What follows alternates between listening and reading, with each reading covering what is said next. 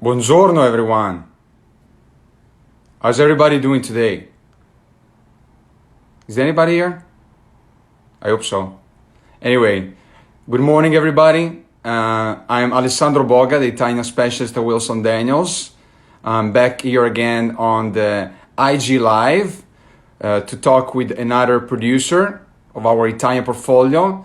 And today we are going down to Sicily. We are here to speak with Fabio Sireci, the third generation owner and winemaker at Feudo Montoni, a estate located on the west side of Sicily between Palermo and Agrigento. And Fabio will be joined by his wife, Melissa Muller, who is a native New Yorker, cookbook author and restaurateur who decided to move to Sicily and live with Fabio in the estate. As usual, feel free to type your questions while we speak, and let me connect with Fabio and Melissa now.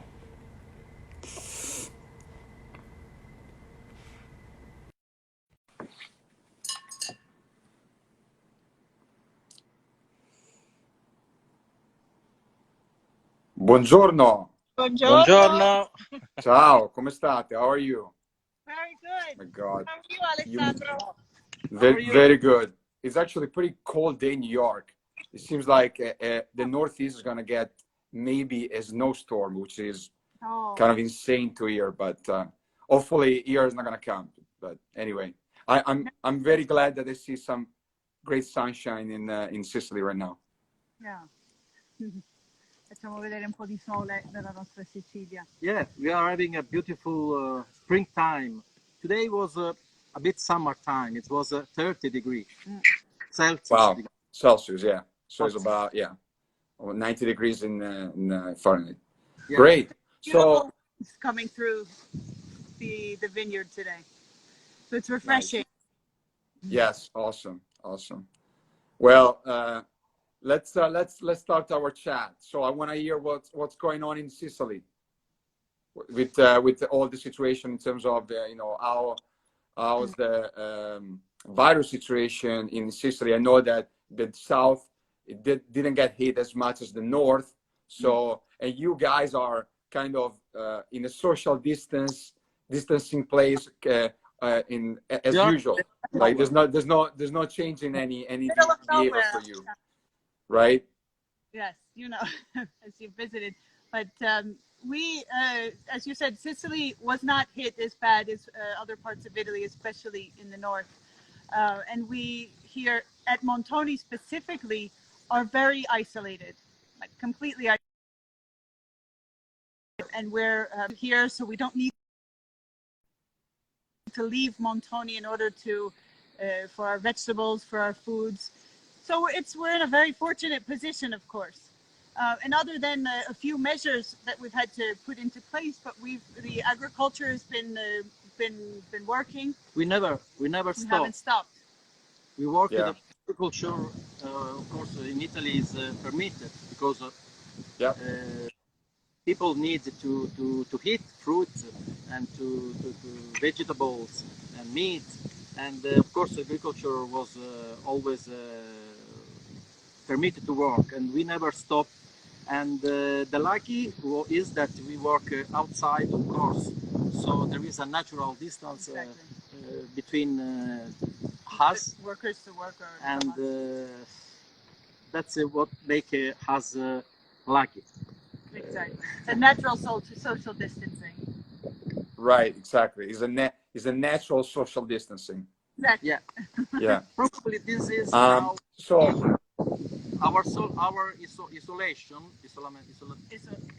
isolation. The countryside, the isolation of the farm of the countryside is beginning to be the luxury of the future. There's a little sound of the wind. If you can speak up a little more, because the winds get a little. Of course. How about now? Can you hear us better? Yes. Well,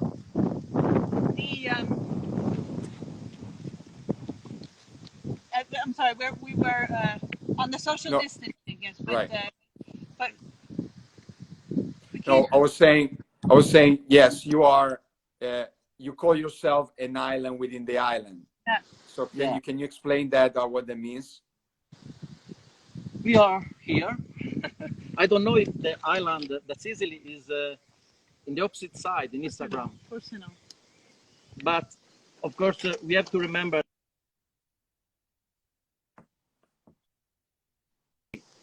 and the biggest area, the biggest island of the Mediterranean. So this is Right. not a region, but this is a continent. Uh-huh. We are in the middle here, and for every reason, for the history, for the tourism, for the food, and for the wine, if you talk about Sicily, you must to say where, which is the part of Sicily about you are talking about. Because, for example, about the wine, that's the more focus of our discussion, is that we have not to forget that the southern part of Sicily is in the same latitude of Algeria and Tunisia. So here arrived the continent of Africa. From Gibraltar enter the wind from the ocean. It's a beautiful wind. And Gibraltar, yeah. opposite side, in the opposite side, it's Mar Tirreno. It's a Tyrrhenian Sea. Tyrrhenian Sea. It's a Tyrrhenian Sea. minuscule sea than the Channel of Sicily. And the it's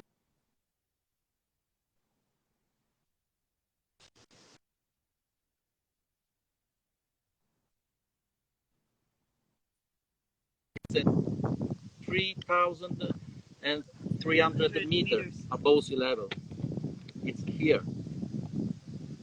Then we have 2,000 meters, that's Madonia mountain, that are in front of us, are there. Probably today is a bit closed and we cannot see very well. And So- behind of Montoni, there is a Monte Camarata, where come from the name of the village where we are, and it's 1,600 meters. We are here at 700 meters above sea level. That's give a completely different wine, food, and wines to everything. Which is about 2,200 feet. So it's pretty high. 2,000 feet above sea. Yeah. Yeah. 2,200 feet, yeah. We can say that it's a wine of mountain, our wines. The wine of the south of Sicily, for example, the Nero d'Avola, the famous Nero d'Avola, is more full-bodied, is more structured. It's a beautiful wine that smell and taste of black fruits. Yeah. Marmalade, Big, cherry, rich. very rich, very beautiful meditation wines. And the height as we go, of course, the wine is completely different. In the Etna, you have the beautiful Nerello Mascalese or Nerello Cappuccio with the perfect elegance that we know, of course. And in the middle of Sicily, we can find this altitude, like Montoni, and the wine of Montoni. For example, the white wines are more with high acidity, with the low pH. The pH is something that is a strange word, but is the equilibrium that gave, that gave to the palate, to the salivation that's produced in the palate. We must look at that the pH of Sicily is more or less 3.5, and we have minus 2.8. I don't want to enter in technical data, but it's the same of the Burgundy pH. Champagne. Or the Champagne pH. Yeah.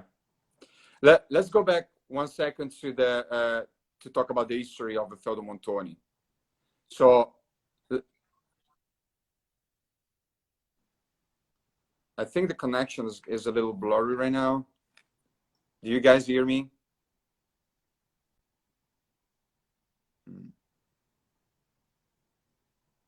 I think we have some technical connection here. Issues.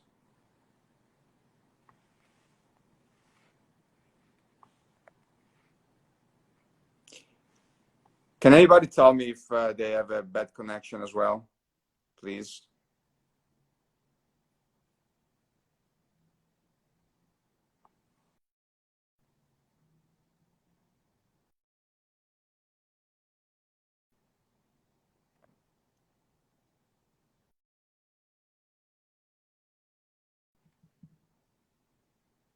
Huh. Damn it. Looks like we lost Fabio. Let me see if I can add him back.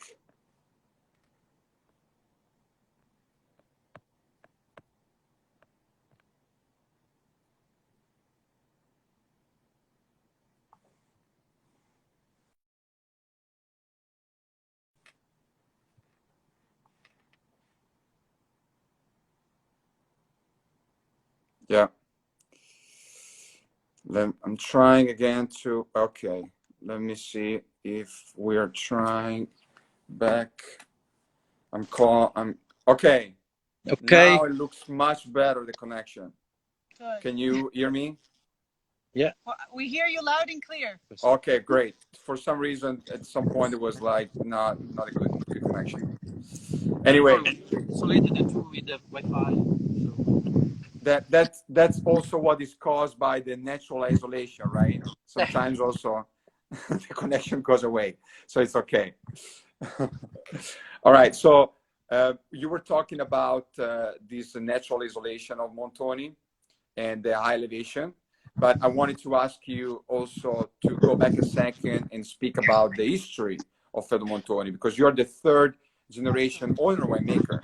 So your family bought the estate in the late 1800s, but the actual Montoni goes back to the 1469, correct?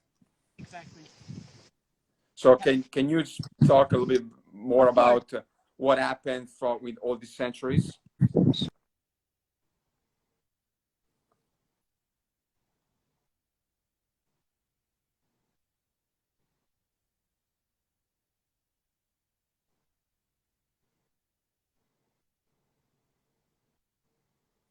Feudo goes back even further than that.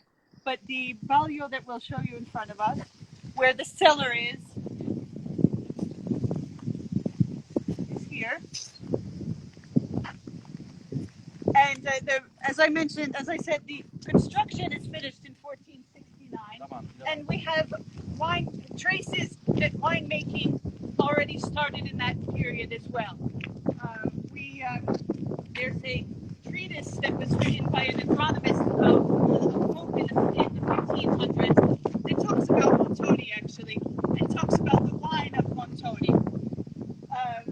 The bio is where all the history and all the world can describe 6th century. We're talking about something that came from before over the Cristoforo Colombo discovery of the USA.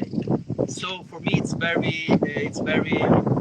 huge responsibility to bring 6th century of life and of history of Sicily and bring to the other century. My family bought the feudo in the last 18th century, the end of the 18th century, from a noble family, and my grandfather found beautiful land and with the vineyard, first of all, like now, and durum with cultivation, because we must remember that the heart of Sicily was from the Roman time, all the granary of the Roman Empire. This granary of the Roman Empire. That it was the land where come from the food for the Roman soldiers. So from 6th century, it's always the same thing, and this is what make me proud to present to you. The bio was the construction that Melissa talked before, and here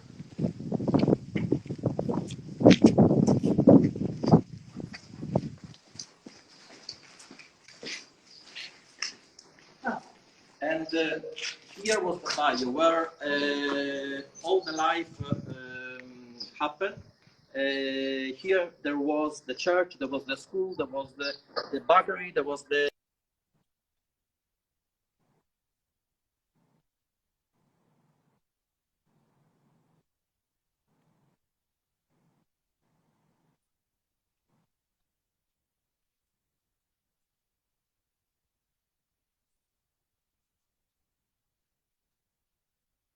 village, because somewhere in the other area from a feudo, from this area, from a house, then started a village.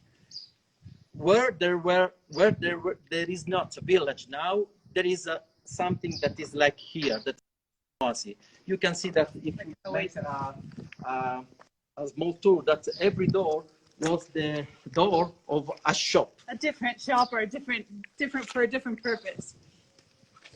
Today there are cellars, of course, all surrounding us.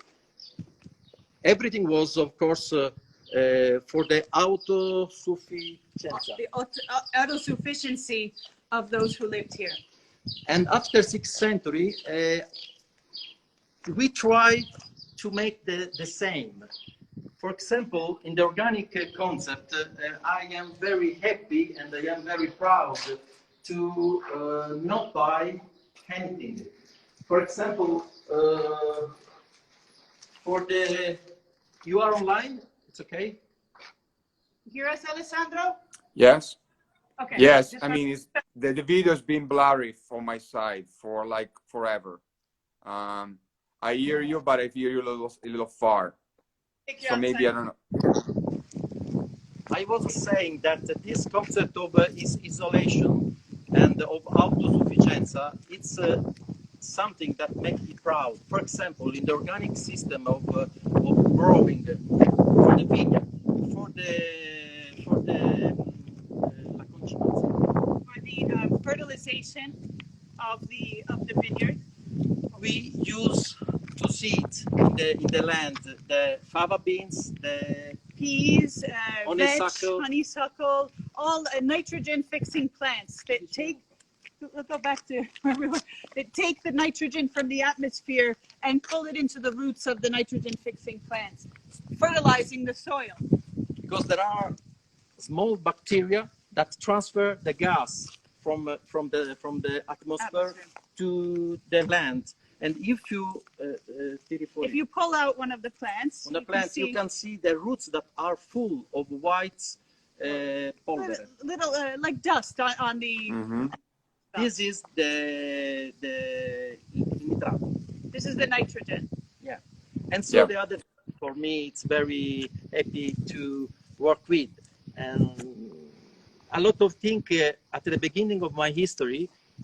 For my father was not a problem. For my grandfather was not a problem. For me was a problem, the concept of isolation.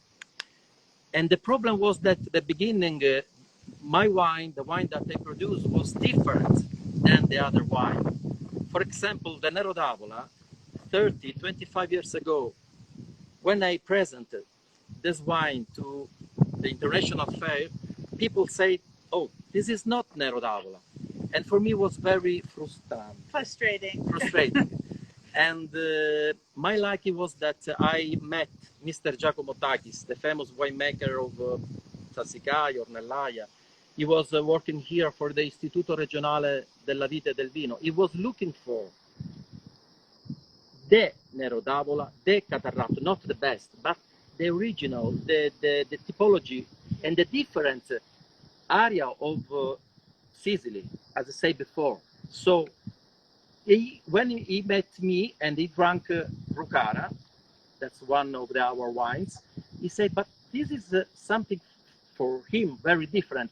And he was very curious to understand where I was, where Montoni is, and the process.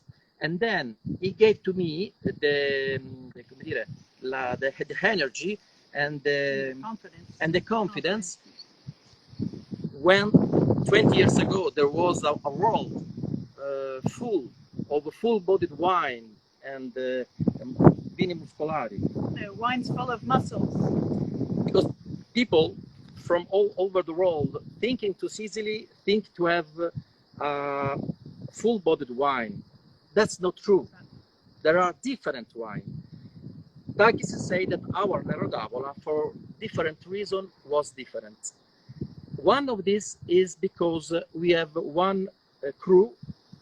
That's the name is Brucara. That's very old. It's Prefillosera.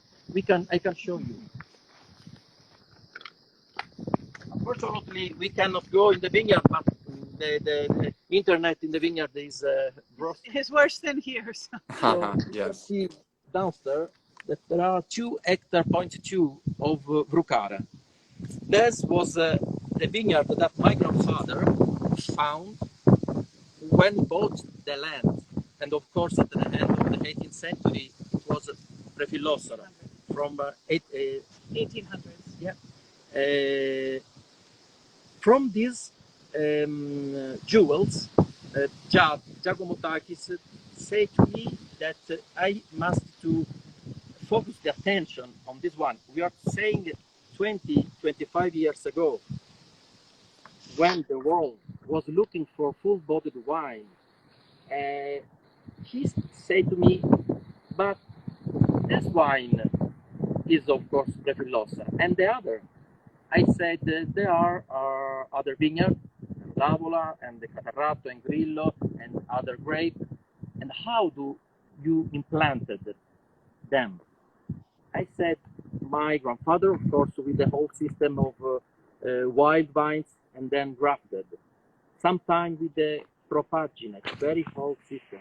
The propagine is the layering system where a branch from the older plants is put underground and made into a new plant of its own, connected to the mother plant for a few years until it's able to become its own vine. It's a poetry. Poetry.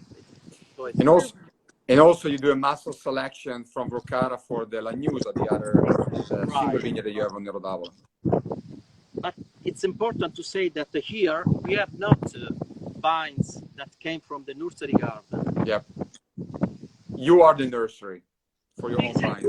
Takis told me and focused attention about what I had, what I have.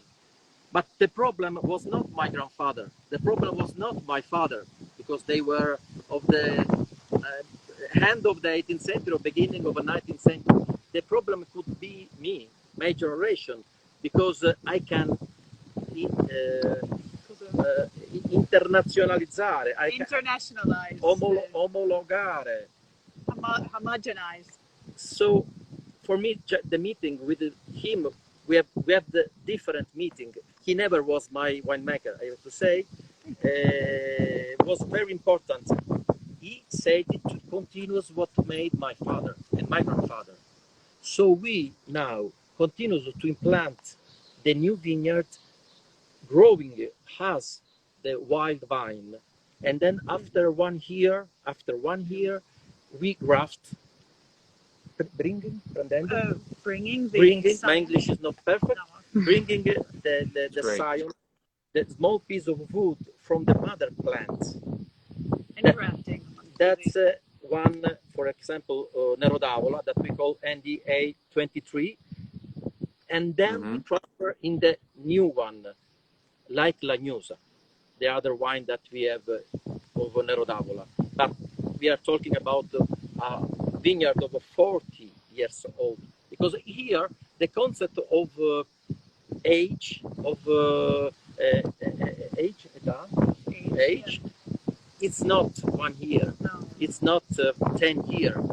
For us, history is 600 over here, and the vines are 40 years old, the youngest vines. All these heritage, you can say, heritage concept of cultivation, of transfer, what we had and what we not have. For example, what we not have. I say sometimes just to joke that our wine, if we can make a comparison with the movie actor, it's more one Cabernet from the South America, beautiful. It's like John Wayne. Remember John Wayne when he is with the col suo gomito in the bar and His elbow on the bar. and the woman came to him. Our Nero d'Avola, Brucara, is more Marcello Mastroianni. It's a More beautiful elegant.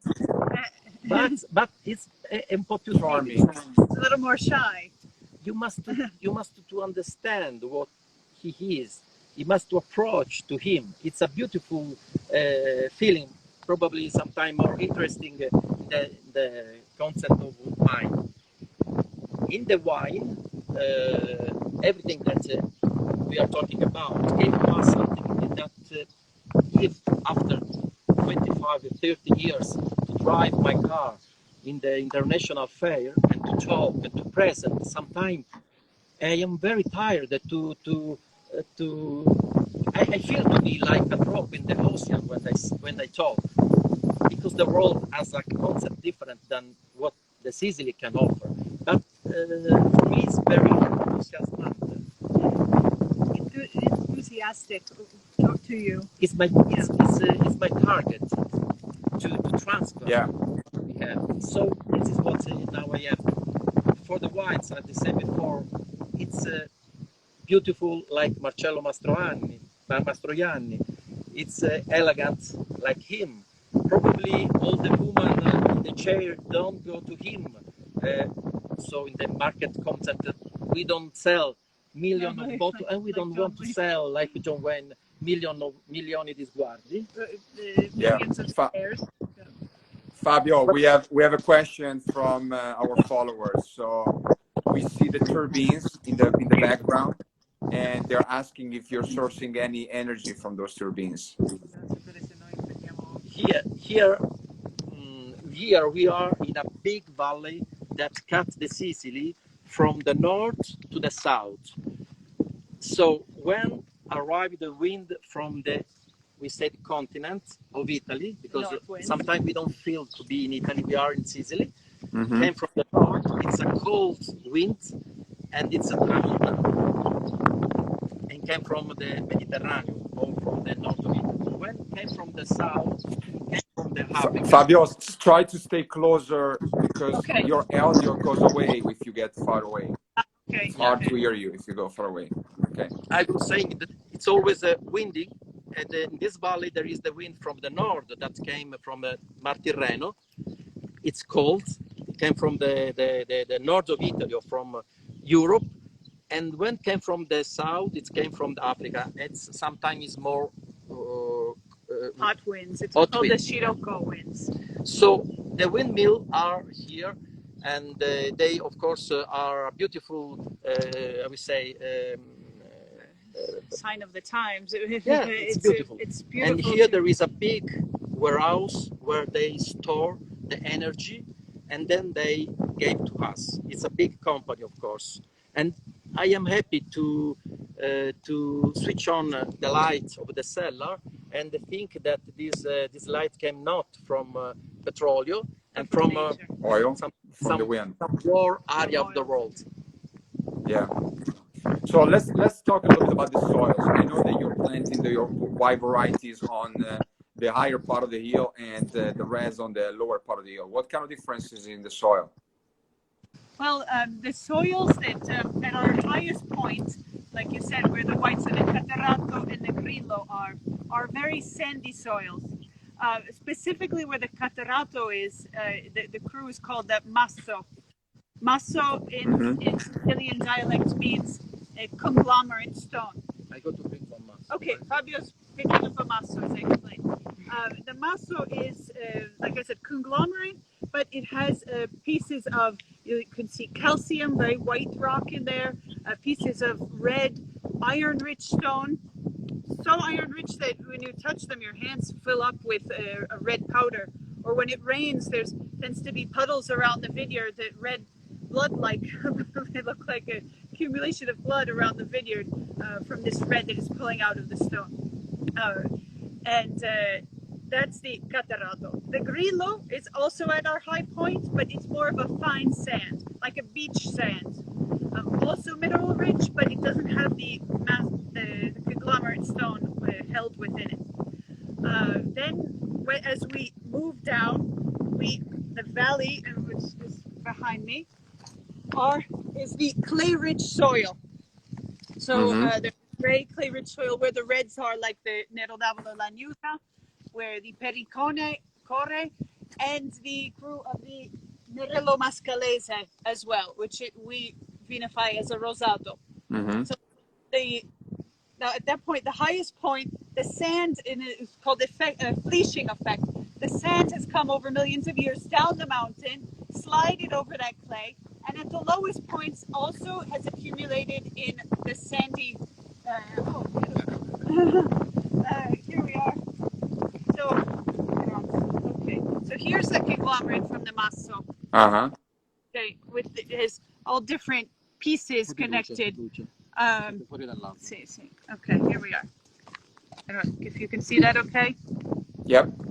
Different pieces within it. This piece specifically, I don't see red, but I see a lot of orange,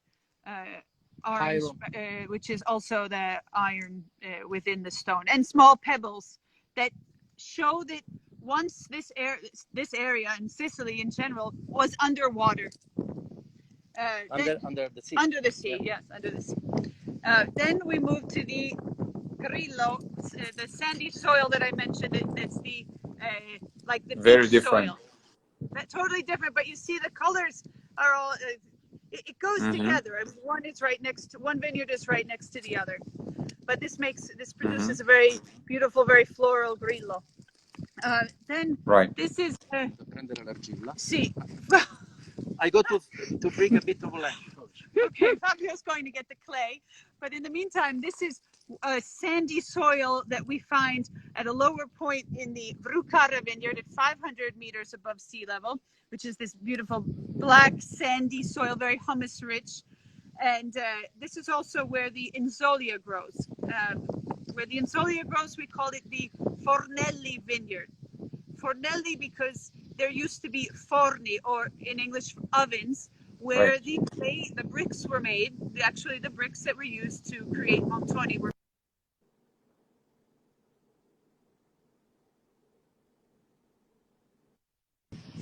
Sorry, are you there, Alessandro? I am. I just went away for a couple of seconds. Okay, and but as I was saying, this fleeshing effect brought the sand from the highest points and the stones and the pebbles down to the lowest points. So with that clay, slippery clay that is in the middle. You have to imagine Montoni as a slope because we are east facing, and the highest point is also east facing, but the highest point is about 750 meters above sea level, which is the Caterato. And the lowest point of Montoni is 420 meters above sea level. Oh, and here we have the clay soil, that the slippery clay soil that where the red vines are. Yeah. The Lagnusa. So we can see the different color, and we can testing the wine. We can have three totally different expressions. Yeah. One thing is we have, as we mentioned, that we have the whites at the highest points and the reds in the middle and the Vrucara in the dark soil. But for experimentation, there's some Nero d'Avola also in the highest point or also in the lowest point, and they make completely different expressions of the same exact genetic code. It's fascinating to see that. Every year I make 20-25 microvinification. Maybe more. From 25 years of Montoni and of Avola, for example. And so I can say that I have 25 per 25, more than 500 different Nero d'Avola that came from Montoni. So completely different. When someone came to me and say, like it happened in Provine, a buyer asked to me, he came to me and asked for Nero d'Avola. I want Nero d'Avola. And I answer, I have not Nero d'Avola. I don't have Because it's a very stupid question. You cannot ask, I want to buy Nero d'Avola. You want to buy Coca-Cola. and we can give to you Coca-Cola.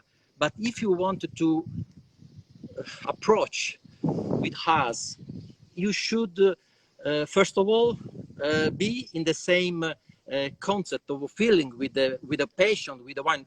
And we are very happy to work with the Wilson Daniel in a beautiful and in the every Synergy. sense. And we are very Sorry. we are very afraid. We're upset and sorry that we weren't able to come to the United States like planned in May, right now. For the yeah, well, Yeah. I know. So this is for me what is important, because the difference between Sicily, Nero d'Avola, and Barolo and Montepulciano is that if we have the three stands, one with one next to the other.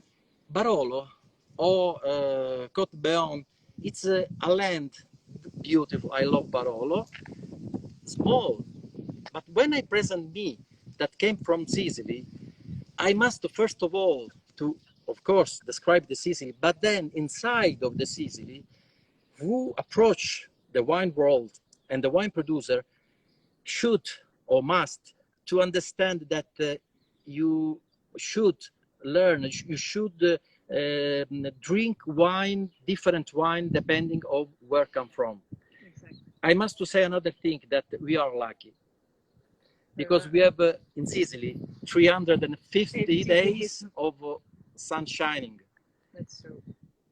Everyone from the history, from millennium, from Arabia to Phoenici to Marlen, Greece wanted to conquer Sicily, because this is a beautiful land where you can hit one apricot. You bring the seeds, and then after 1 year you can find the trees. A tree.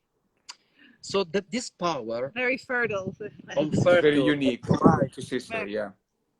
Sometimes I said that Sicily is too much generous, too much rich, and the concept. Even in our cuisine, the cannolo, the cassata, everything is too sweet. It's too too much decorated, which is never too much, but it's too much. So, for the wine, making a comparison with the wine, sometimes Sicily give to me too much, and I wanted to a bit. The work of the winemaker is to give equilibrium Balance. to the wines, equilibrium to the wines. We don't want to shock the degustatore, the taster. Yeah. We would be like Marcello Mastroianni. Yeah. So let's talk a little bit about your winemaking philosophy. I mean, you do 100% organic certified wines. It's been several years now, but tell us more about your approach to viticulture winemaking. You do, of course, 100% hand harvest because there's no other way to pick the grapes on the hill out there. But tell us about how you treat the reds versus the whites. Come trattiamo I rossi paragonando con I bianchi? We are talking in the vineyard or in the cellar? Both. Both. I must to say that the 90% of work for me is in the vineyard. And it's very easy to say, but it's difficult to apply, that if you have beautiful grape, like come perle, like pearls, like pearl that arrived in the cellar, the winemaker must not to do. The work is done. The work is done. I don't like the word winemaker because we don't make. The wine is something that came from the natural process. Who believe in God, that is it's from the God.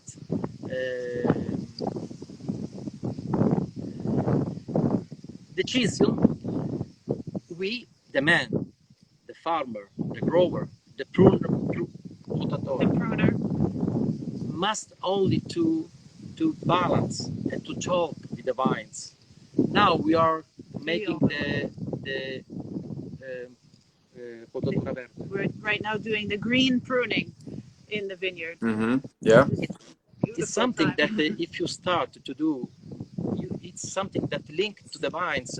It's like a drug because the vines, every vines talk to you and say what she needs of, and you have to balance, and you have to say you are strong, like a strong mother, and you can give the quantity in balance with the quality, of course. And you now are deciding Deciding the future of the that future. vine, yeah. The same is in the opposite situation. More if we are in the organic cultivation.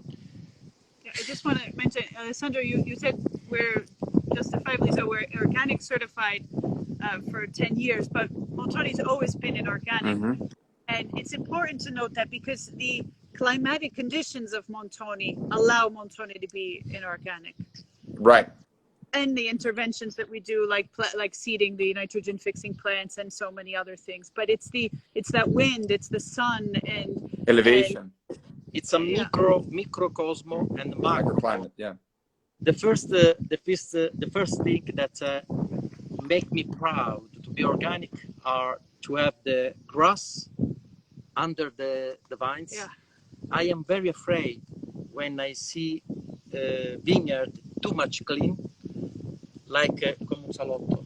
Like a living room. And vineyard is nature and must to esprimere Express it themselves. what she is. And the second, you can see a lot of a lot of butterflies, a lot of ladybugs all over the property. That are the insects that eat the other insects, like the aphids. All this world with the possibility and the facility that gave to us the sun and the wind of Montoni, make very easy the work. We are certified from organic. 10 years. I believe in the certification because everyone, it's easy to say, I am organic and I am sustainable, I am natural, I am, it's a beautiful word, beautiful vision, beautiful philosophy. That is something beautiful to talk about. Yeah. But to defend who buy, I prefer to have something that is certified. That means that every year came here for 2, 3, 4 times a year. An inspector that make the analysis of the land, make analysis of the leaves, of the wine. It's something that it's from the Europe. It's a Europe law. It's Italian It's a bureaucracy. law. It's bureaucracy, but you've been doing this for a long time. Yeah, of course, are two elements that, in my opinion, are important for the wine. Yeah. So let's go over all the 6 indigenous varieties you make, starting from the white. So the Grillo. So first of all, they are all single vineyards. So not only are indigenous varieties, they all come from the same place for all 6. And the first one is the Grillo. So tell us more about, like, you know, with expresses why it's so floral. So you. Yeah. Possiamo lasciare We have a special technical data. Technical sheet for you. Aspetta, prendo io. Sì. Qua. So the Grillo, as we showed you, comes from the sandy soil. I like to take the wild herbs and flowers that grow on Montoni to give you an idea of the perfumes that you can find in the different wines. The Grillo has scents of white flowers. This is pea shoots. Also a little bit of the chive flowers, some chamomile flowers, all of which give it a very light, very perfumey, very subtle, delicate notes. It's a wine that we like as an aperitif. But it also pairs well with food. For example, with raw seafood, with sushis, with Italian style, with lightly cooked seafood, white flesh seafood. But it's quite subtle and elegant in its expression. We must to say that Grillo, it's a genetic cross between Catarratto and Moscato. So genetically, the Grillo is more Moscato di Alessandria, yes. Yes. Yes. It was the 18th century. It was un incrocio, a cross genetic cross made in Agrigento area, Favara. Yes. It's a small village near Canicattì, and there uno studioso, an expert in the field. You forget I'm not forgetting English. I'm sorry. Yeah, that's fine. An expert. And expert in the field. he make this cross between Catarratto Yeah. and Moscato di Alessandria. That's the genetic reason, because Grillo, it's so floral, is with strong approach floral notes. Of course, we must to say that the Grillo of the highest area, the Grillo that has a strong thermic excursion between night and day in summertime, when there is the grape in July, in August, preserve the cold temperature, the tioli, gli elementi olfattivi, the olfactive molecule olfattiva. Well, the nose, the notes in the nose. Right. So this is what I said before, that we must work in the vineyard. I must transfer in the cellar this grape. We must say that all the vineyard surround the cellar that is in the bayou, and we cut by hand the harvest and the grape. And for me, it's very important that we must bring the grape not more of half of an hour. Must to arrive in the cellar very fresh. I say that the grape must not to understand that is cut. It's been cut from the mother plant, and then we of course must to protect in the cellar. Catarratto, the other grape that we have, then we make the wine Catarratto. There are different type of Catarratto. It's a Catarratto so-called lucido, extra lucido. Lucido, it means bright, extra bright, and so-called Latino. Depending on the different area, il Latino is more grown in Trapani area, and it was more used for the Marsala liquor. We have the Catarratto lucido and a bit of extra lucido. Of course, came always from the mother plant of 8 years old, 100 years old, and grafted by us. Catarratto is a beautiful grape. It's very, I said, vertical.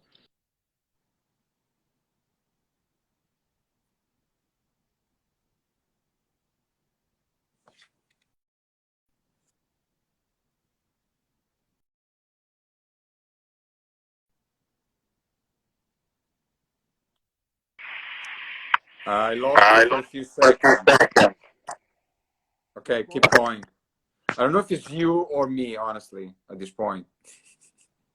Where you are? Probably it's me. Just keep going. Okay, so the Catarratto is like a razor. It cuts through the foods. It's also, of course, as we mentioned earlier, from that very mineral-rich stone. So these are notes that come through on the wine. But its own notes themselves, I find things like this Nepitello, which is a wild Sicilian mint. These are all herbs and flowers from the surrounding area. Also, the Catarratto is what I consider to be a chameleon.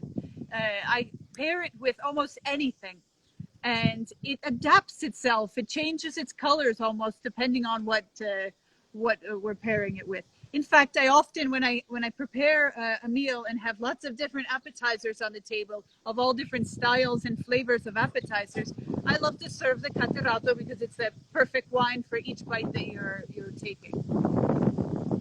Yeah. Then we have the Inzolia. Inzolia, yeah. Inzolia is has a little more body to it. It's a little more It's rich more Sicilian. to it, more Sicilian, yeah. And the grape is very, the berry, Lacino, the berries. the berries is very strong. And before 1 century ago, but sometime to now, I have a beautiful old uncle that make this. It was the fruit for to make raisins from, hung in a dry area in the ceiling, for example, in the rooftop, and it still can be eaten until March, April, when we visit our uncle. You can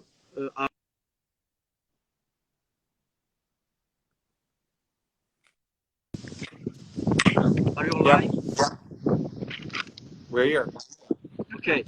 Inzolia is so strong berry. As I said before, it was used for fruits before, and it was used too for marsala. And as I said before, for Catarato, depending where it come from, it can give beautiful notes. It's if we can give the color to the wine. Grillo is green, Catarato is blue, and Inzolia is yellow. It's more orange. And you must remember the miele.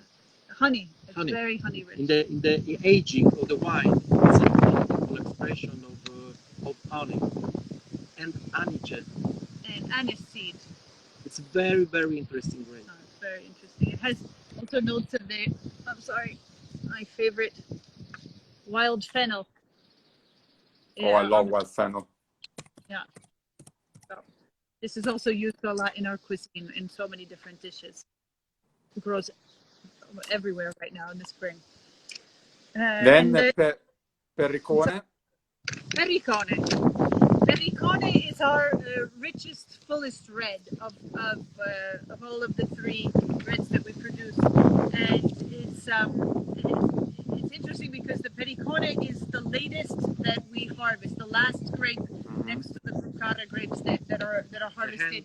Sometimes end of October, but we go also into the beginning of November. Our harvest sometime dura last 2 months, sometimes 3 months, because I want to harvest very slow, and I want to work and manage the grape and in the cellar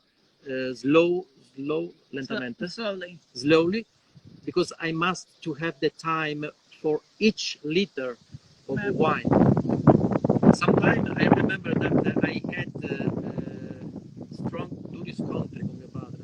Strong contrasts with his father, conflicts with his father. Because he was afraid, of course, more in October, because of course starts the autumn. Sometime in November we can have here strong rain or strong grandine. Hail. Hail, yeah. And he wanted to harvest shortly. Harvest earlier. Right. But then at the beginning I start with a big prayer. And I start usually at the beginning of September, and we end with Perricone and Inzolia at the beginning of November. Perricone, that was talking before, it's a very, very old grape. In this area, in this center of Sicily, the old name of Perricone, it's Guarnacha. It's very interesting because someone said that there could be a relative of Grenache, of Cannonau. Yeah. We don't know. Yeah. So Fabio, sorry if I've cut you, but we are going towards like almost an hour, so we need to kind of wrap it up quickly. So I have a couple of questions. Well, first is they're asking the Inzolia and Catarato are very rich and exceptional. And they're asking if they're aged on the lees, and the answer is yes, along with the Grillo, correct? They're all aged on the lees. Aged, I'm sorry? The aged on the lees. Aged on the lees, sui lieviti. Yeah, yeah. The white wines, the all white wines are aged on the lees. Exactly. Yeah. Of course, this wine with a low pH and a high acidity are perfect for white wines of ageable di lunga vita. Longevity. Yeah. Our older wine was the white 5 or 7 here without problem. The red 10, 50 here. We have beautiful vertical that start from for the red one from 1975. We have a very old vintage that is 1923. It's a beautiful other roll. Anyway, but the whites as well. We do the verticals of often. And yeah, it's unbelievable. Let's talk about the true Nero d'Avola now. Okay.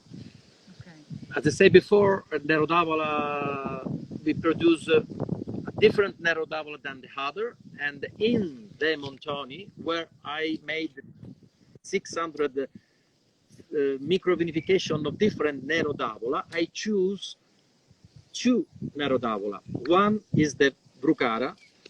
The name it's the name of the crew where come from the grape. It's the Prefillosera vines. And the Brucara, it's our top crew. We are working with a beautiful response of who is curious about Sicily. Brucara is not a wine from Sicily. Sometimes I would delete the word Nero d'Avola. I would say this is something to discover together. Because in the Brucara, you differently than other. from other Nero d'Avola that are more cherry, more sottobosco. Forest floor. These are our wine, Nero d'Avola, this bottle are more in the direction of the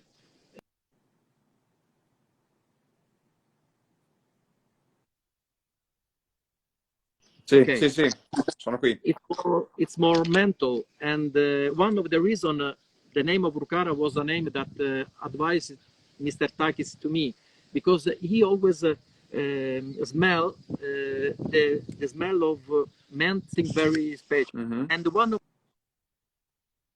this is the Bruca. Okay. You can the Bruca, it's a very resinous, very sticky, very mentholy. It's used also for skin elements. You can make it into an oil and put it on the skin for eruptions.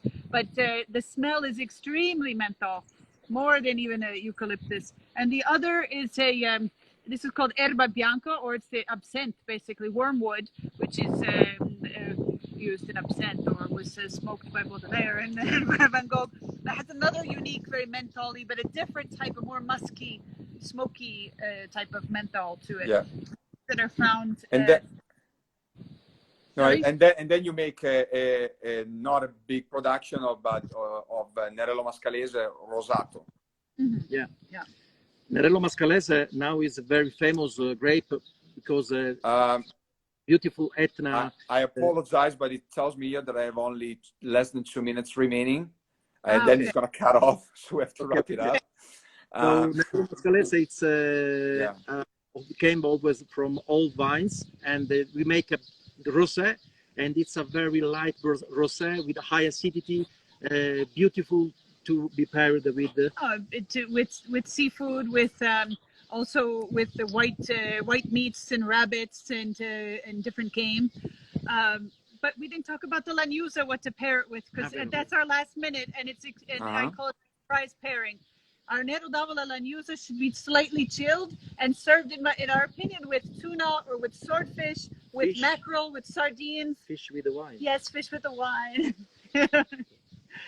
Of course, with meats as well. We kind of pair it with everything, but try it with some grilled tuna, and I promise it won't disappoint. Well, thank you very much, Fabio and Melissa. I want to also tell everybody that Melissa made a beautiful cookbook called Sicily right here, that, as you can see, I put a lot of notes here for some dishes I want to make, and is available on Amazon. Thank you, Alessandro. And now I'm working on our book about daily life on the farm, very slowly, but that's the next one. Alessandro, you told that Melissa lived in New York. Yeah, he said it. Yeah, he said that at the beginning. So And I always said, here's the luxury. You're an here's inspiration for love. sure.